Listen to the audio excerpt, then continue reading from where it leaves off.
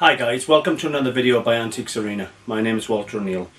I'm in the middle of redoing my office, and as you can see I have a 10-foot bookshelf at the side of me here, and obviously some shelving that I'd use for bits of junk or bits of projects and things.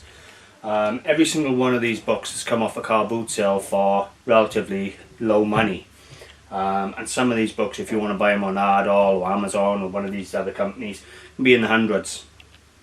Now I've explained to you in some of my videos how important your books are. You need your books. I buy books. There's books here I have never even looked at, but I've got them. If the day comes I buy the piece, I've got the specialist book. So I can give you a little glimpse of my books now. Just give you an idea of some of the books I have. If anything catches your eye, leave a comment and I'll do a book review on it for you. But there's thousands of pounds worth of books here. So we'll see how it goes, guys. Hopefully you'll enjoy having a look.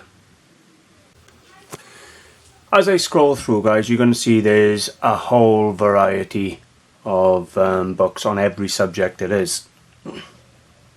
Literally hundreds and hundreds of books. A lot of specialist books. This is the one I said for you to keep in your little bags, little pocket file of antique marks, silver marks and so forth. Keep that one in your little bag. That's a good one to carry around with you. I got everything, you know, old chats on pewter, chats on old pewter rather. Come down here, you know, I got Asian art, I got Nancarrow and Swansea porcelain, W.S. Benson, Nanking cargo, coins, you name it, I have got it. You know, decanters, silver and gold, English goldsmiths, pottery and porcelain marks, studio marks. There isn't a book here you would need, you know, Swansea pottery there, Rockingham, ribbons and medals. You saw me buy that one the other day. Really unbelievable, guys, how many books I got. Asian art, Christopher Dresser, coins, pottery and porcelain marks books coming out my years. You can never have too many marks books, you really can't.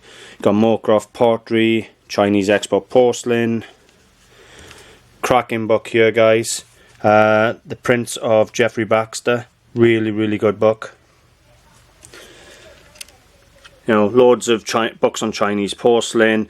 Amazing book. I've done a book review on that one, which is the English candlestick all the way through. Let me see. Book on Majolica there. Underground art. I'm going to do a book review on this one, guys. Really good little subject art on underground art. I've got Chinese art. Jacobite drinking glasses here, ceramic designers of the 20th century.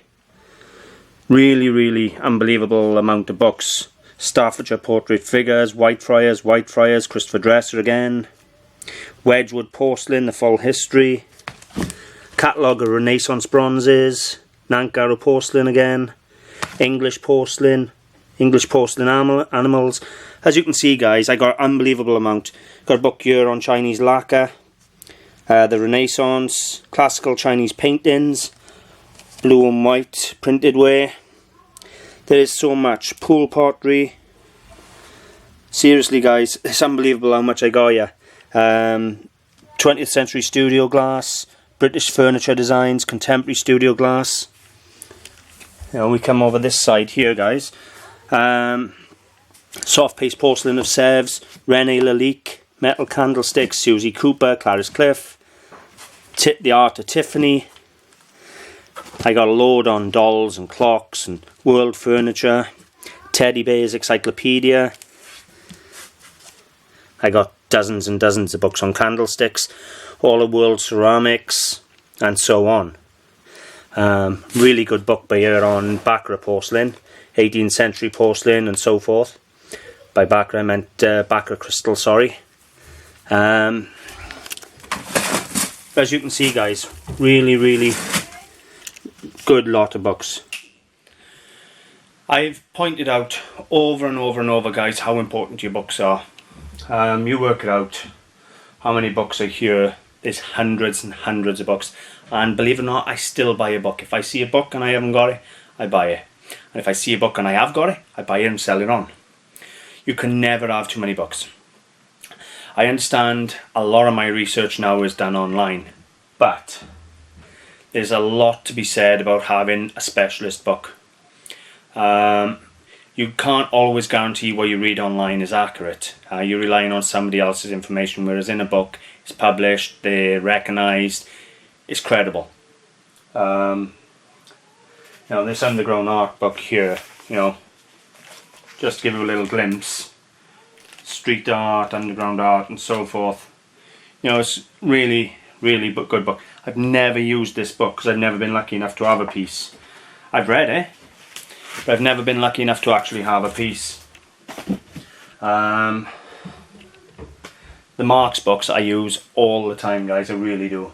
The porcelain, pottery, faience marks. I got marks from all over the world. I've even got Marks books that are in Spanish.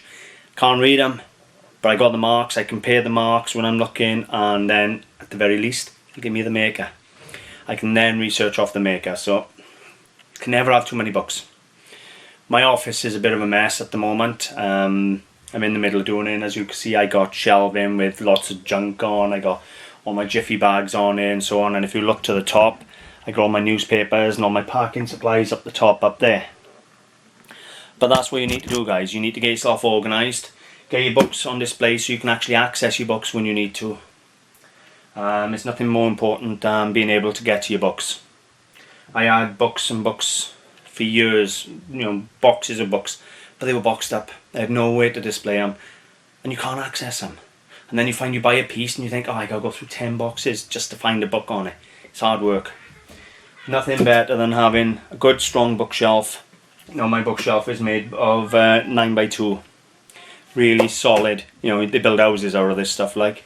So I ain't gonna get no better than it's 10-12 foot tall. So this side, as you see, is at the moment this is my work inside, my junk side, but this side in time will be also full of books. As the books come in, the bottom row's already full. As the books come in, I'll work my way up and they'll give me less room to fill with junk and bits and bobs.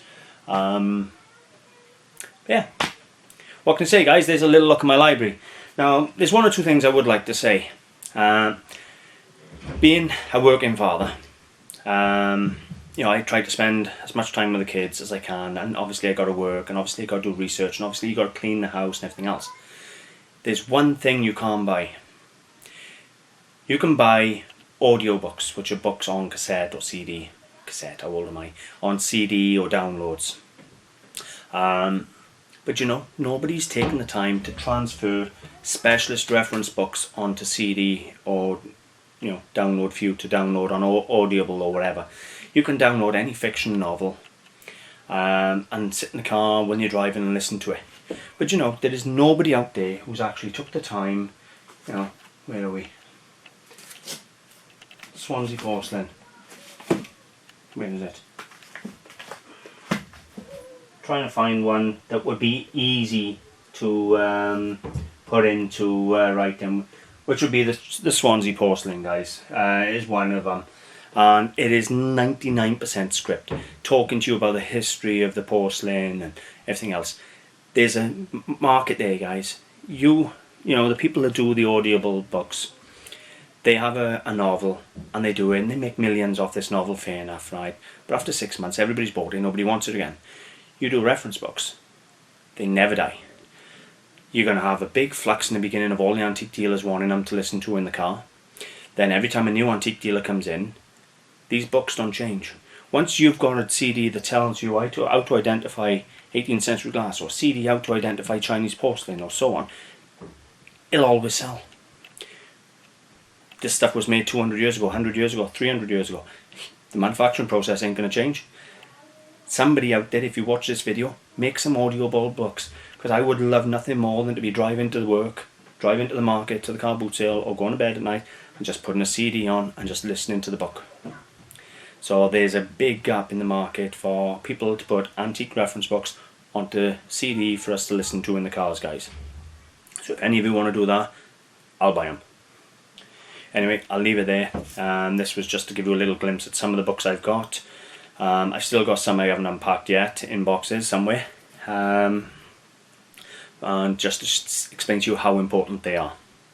So, hope you've enjoyed having a little look. If you have, guys, if there's anything you've seen on the shelves you want a book review on, let me know. I'll do a book review. I've done some on the better books as it is. You know, and I'll give you an in-depth look into the book and you can see whether it's any good for you. So I'll leave it there, guys. Thank you very much for watching.